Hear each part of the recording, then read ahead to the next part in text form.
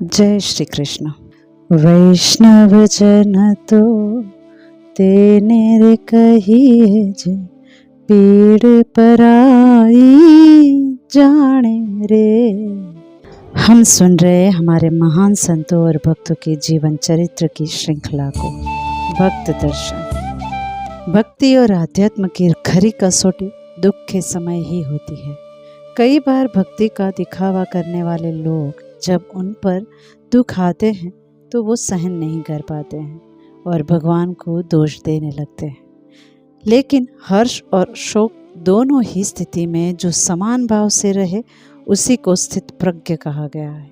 और नरसिंह मेहता ऐसे ही सच्चे स्थित प्रज्ञ संत थे जिनके चरित्र को आज हम सुनेंगे।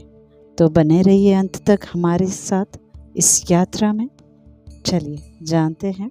15वीं शताब्दी में जूनागढ़ के पास तलाजा नामक ब्राह्मण परिवार में 2 बेटों का जन्म हुआ, जिसमें बड़ा बेटा बंसीधर और छोटा नरसिया हुए।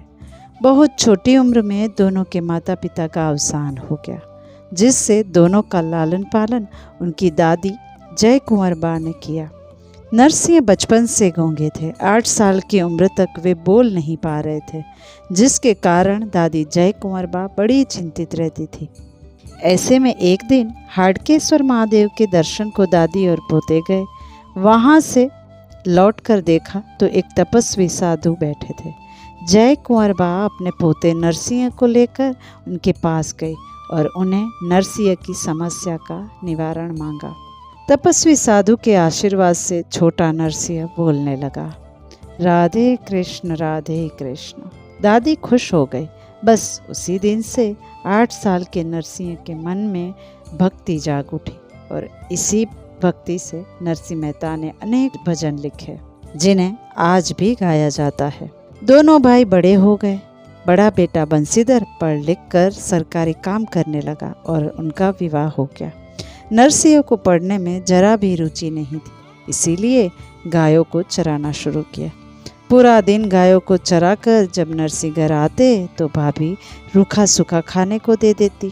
फिर भी नरसिंह कोई भी शिकायत किए बिना चुपचाप खा लेते।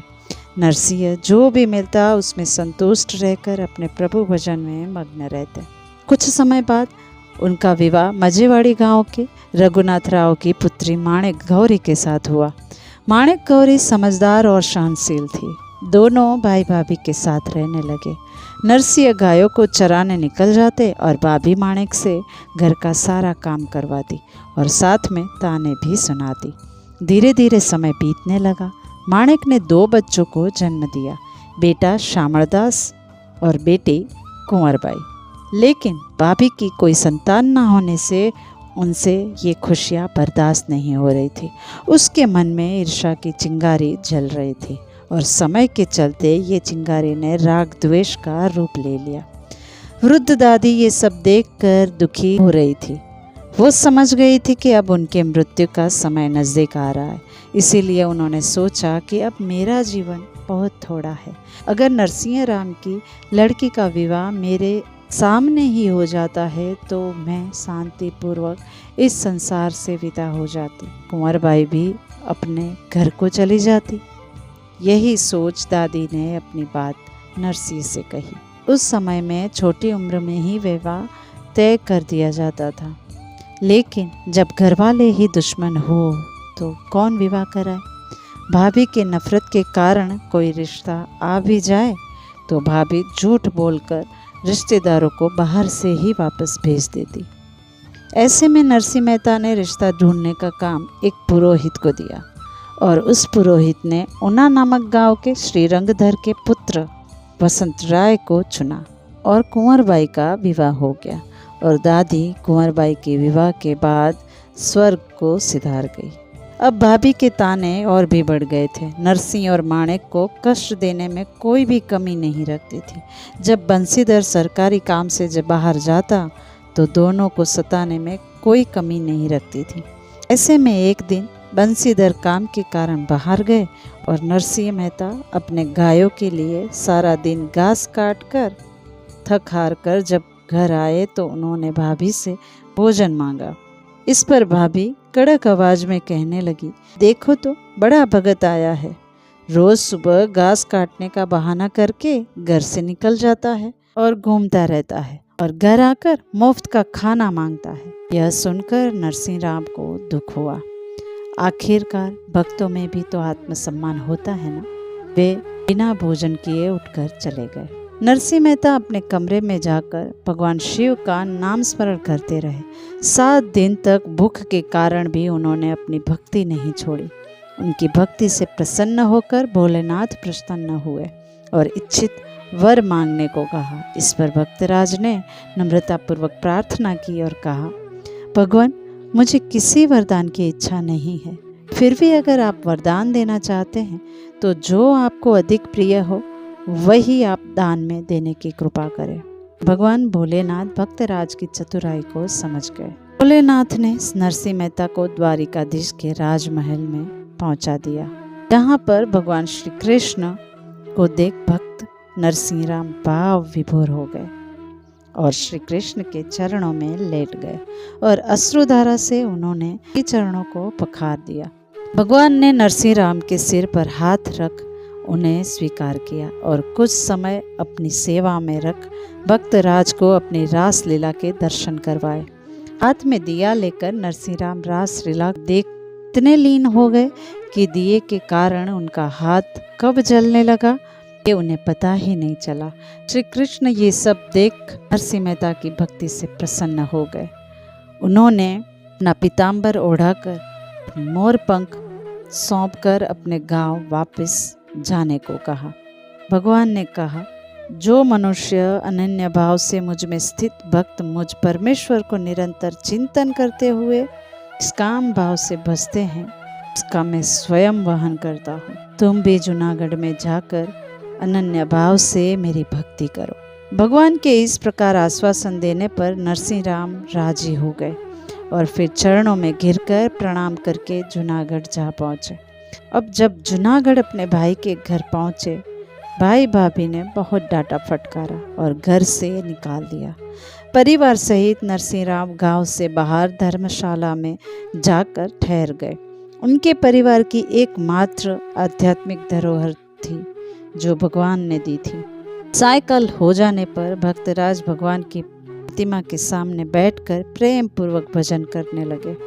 प्रातः आधी रात तक भजन चलता रहा। ऐसे में एक धनाढ्य सेठ जो अक्रूर जी थे, जिन्हें भगवान श्री कृष्ण ने भक्त की सहायता हेतु भेजा था, उन्होंने भक्तराज के लिए खाने पीने और घर की व्यवस्था कर दी। अब नरसिंह मेहता को किसी भी बात की चिंता नहीं थी। वे नित दिन भगवान को भोग लगाते, साधु संत को भोजन कराते और भगवान के भजन करते। भगवान की दी सामग्री कितने दिन चलती भला? वो भी समाप्त हो गई और फिर भगवान का भोग भी मुश्किल से बनने लगा। ऐसे में कुंवर बाई की विदाई का समय भी आ गया। अब जहाँ भोजन भी मुश्किल से मिलता हो, वहाँ बेटी को क्या दे? माणिक की चिंता आंखों से अश्रु बहकर निकल रही थी, किंतु नरसिंह मेहता निश्चित थे। वे तो चले गए अपने प्रभु पर सारी चिंता छोड़कर उनके भजन करने। और फिर होना क्या था? भक्त की पुकार से तो भगवान दौड़े चले आते हैं। आ गए और सभी देखते रह गए। ऐसे उपहारों से बेटी की विदाई हुई। अब बेटी भी अपने घर चली गई थी। अब माणिक को श्यामल दास की चिंता होने लगी थी, क्योंकि वो विवाह योग्य हो गया था। किंतु ऐसे गरीब के घर में अपनी बेटी कौन देगा? और कुल परिवार के लोग भी उनसे नाराज थे, तो इस कार्य में कोई सहायता भी नहीं करेंगे। लेकिन जिनका रखवाला जगत पिता हो, उन्हें किस बात की चिंता? गुजरात के वड़नगर गांव के मदन मेहता की पुत्री मीठी बाई के लिए वर ढूंढने की जिम्मेदारी उनके कुल पुरोहित को दी थी। जब पुरोहित गांव में आए तब उन्होंने किसी अच्छे वर के विषय में पूछा, और गांव वाले तो वैश्य मेहता को नाकारा समझते थे, तो गांव वालों ने पुरोहित का मजाक करते हुए नरसिंह मेहता को सबसे धनिक बताकर उनके घर जाने को कहा। पुरोहित प्रसन्न मन से नरसिंह मेहता के घर आ गए और उनका पुत्र श्यामल उन्हें पसंद आ गया और विवाह की बात तय हो गई।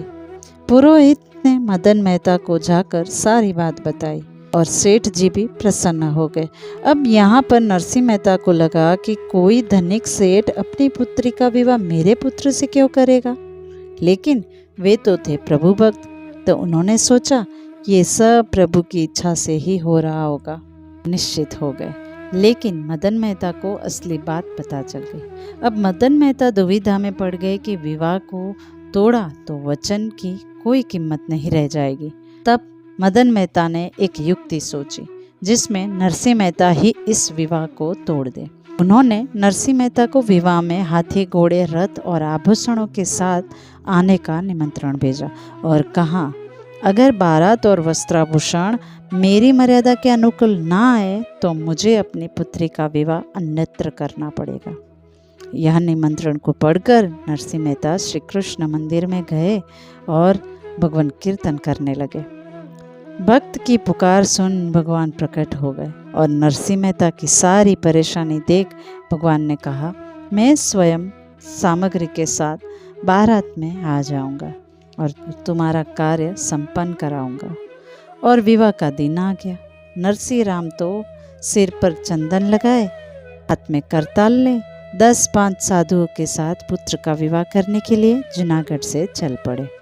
इस विचित्र बारात को देखकर माणिकबाई ने कहा, क्या हम ऐसे ही धनवान सेठ के घर जाएंगे?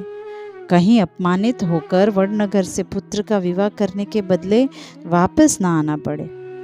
मेहता जी ने सरल ढंग से कहा, जब मैंने मान लिया है कि ये मेरा पुत्र है ही नहीं, तब मेरा अपमान कैसा? और इसकी चिंता मैं क्यों करूं? जिसका पुत्र है वही सारा प्रबंध करेगा और अपमान से बचने की चिंता भी करेगा। गांव वाले यह देख प्रसन्न हो रहे थे, परंतु भक्तराज को काहे की चिंता? वे तो बस कीर्तन करते हुए चले जा रहे थे। कुछ दूर जाने के बाद देखा तो स्वयं भगवान शामड़ा जी गृहस्थ रूप में एक बहुत बड़ी बारात लेकर खड़े थे। यह देख मदन मेहता ने अपनी दृष्टता के क्षमा मांगी और कहा, भक्तराज, आपके साथ संबंध होने के कारण आज मैं धन्य हो गया। मदन मेहता के भगवान के साथ नरसिंह राम का यथाशक्ति अतिथि सत्कार किया तथा विधि पूर्वक विवाह संपन्न कर अपनी कन्या को वस्त्र, अलंकार, रत्नादि बहुमूल्य वस्तुएं देकर पुत्री को विदा कर दिया। नरसिंह मेहता ने अपने संतानों का विवाह कर सारी जवाबदारी पूर्ण कर ली थी। अब उन्हें कोई चिंता नहीं थी।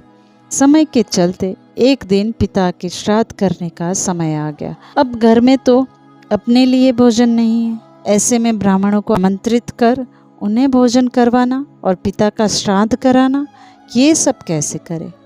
लेकिन कहते हैं ना, हमारी संस्कृति में संस्कारों को संजो कर रखने की शक्ति है। निर्धन से निर्धन व्यक्ति जब अपने धर्म की बात आती है तो वो पीछे नहीं हटता। यही हमारी भारतीय संस्कृति की विशेषता है। और संकट समय में धर्म करने के लिए जो साथ दे वही है सहधर्मचारिणी, यानी पत्नी। नरसिंह मेहता की पत्नी भी ऐसी ही सहधर्मचारिणी थी। धीरज धर्म मित्र अरु नारी, आपतकाल परखिए चारी, यानी धन नाश होने पर ही स्त्री की खरी परीक्षा होती है। उसके पास एक नथ बची हुई थी जो अपने पिता ने दी थी। उसे उतार कर नरसिंह मेहता को दे दी और कहा, इसे बेचकर जो भी धन आए उससे श्राद्ध क्रिया करने की सामग्री लेकर आइए। अपने गहने बेचकर ससुर के श्राद्ध करने का कार्य सिर्फ भारतीय नारी ही कर सकती है।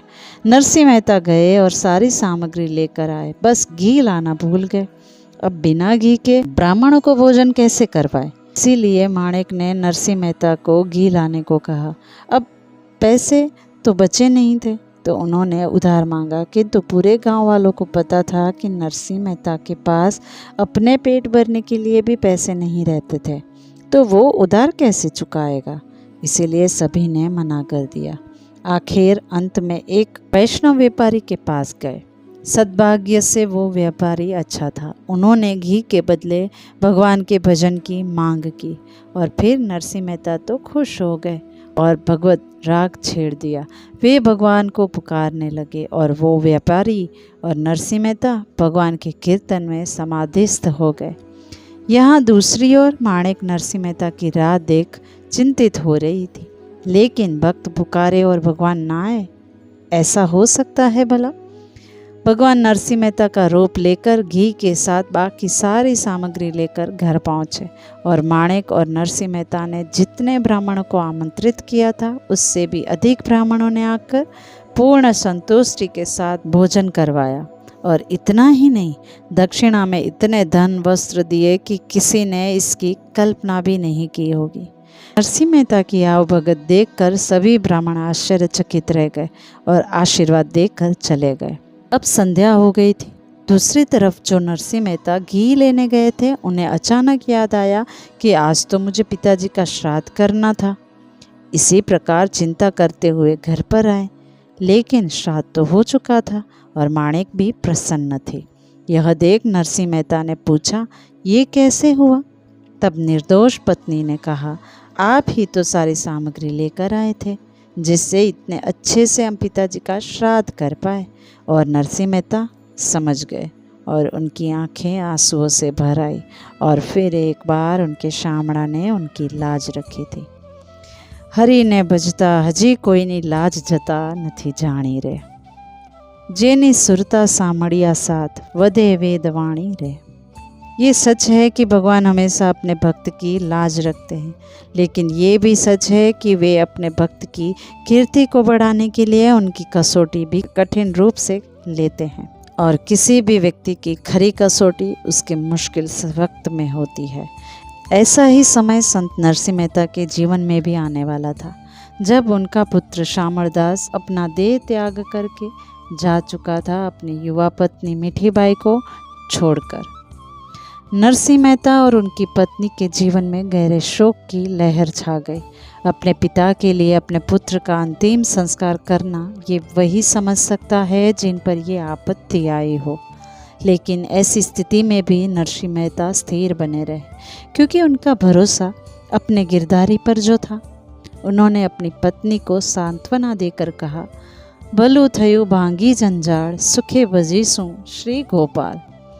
पति की ऐसी दृढ़ता देखकर और उनके उपदेश से प्रभावित होकर माणिक का भी शोक दूर हो गया और समय चक्र की तरह चलता रहा। और ऐसे ही कसौटी का समय फिर एक बार आया। हमारी भारतीय सनातन संस्कृति में सीमंतोन्नयन संस्कार 16 संस्कारों में से संस्कार है, जिसे सरल भाषा में हम गोद भराई कहते हैं।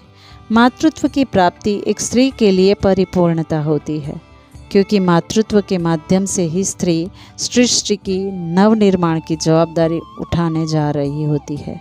ऐसे में स्त्री को और आने वाले शिशु को आशीर्वाद की आवश्यकता होती है। और ये प्रसंग नरसिंह मेहता की पुत्री कुंवरबाई के जीवन में बहुत समय के बाद आया। और क्योंकि कुंवरबाई गरीब परिवार से थी, इसलिए इसके लिए उनके ससुराल में उन्हें ताने भी मिलते थे। इसी कारण उसकी सास ने कुंवरबाई के पिता नरसिंह मेहता को लंबी सूची बनाकर भेज दी और सभी चीज़ें ज़रूरत से ज़्यादा मंगवाई थी।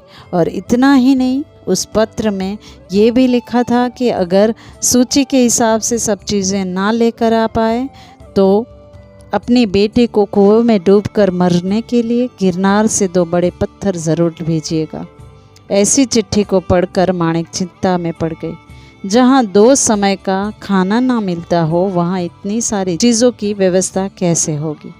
ऐसे में एक व्यक्ति नरसिंह मेहता के घर आया और साथ में अनेक बैलगाड़ी से भरे सामान को नरसिंह मेहता के घर पर उतरवाया। उसने कहा कि इसमें कुंवरबाई की गोद भराई की सभी चीज़ें सूची के अनुसार से भी अधिक है और साथ में घर वालों के लिए उपहार भी है। इसमें 2 बड़े पत्थर भी थे जो कुंवरबाई की सास ने मंगवाए थे, लेकिन वो सोने के बने हुए थे। और ये देख नरसिंह मेहता भाव विभोर हो गए।